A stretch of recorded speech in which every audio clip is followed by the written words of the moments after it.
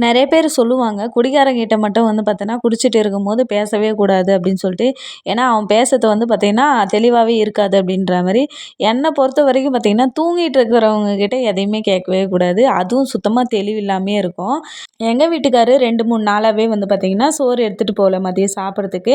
ஏன்னா, ஆஃபீஸ்லயே வந்து பார்த்தீங்கன்னா, மீட்டிங் டைம்ன்றதால ஆஃபீஸ்லயே ரெடி பண்ணிடுவாங்க மதியத்துக்கு. அதனால, சரி ஓகே இன்னைக்கும் வந்து பார்த்தீங்கன்னா, சோறு வேண்டாம் அப்படின்னு சொல்லிட்டாரு.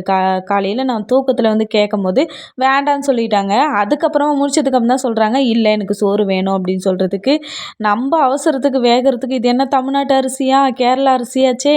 குறைஞ்சது ஒரு 2 மணி நேரம், 2 1/2 மணி நேரத்துக்கு மேலேயாவது ஆகும்.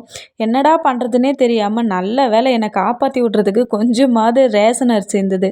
ஏதோ பரவால்ல. அந்த அரிசிக்கு இந்த அரிசி ஒரு 1 மணி நேரம் வேகுது. அது வரைக்கும் சந்தோஷம். அவ்வளோதான் இந்த வீடியோ புடிச்சிருந்தா லைக் பண்ணுங்க, சப்ஸ்கிரைப் பண்ணுங்க. வீடியோ பார்த்ததற்கு நன்றி.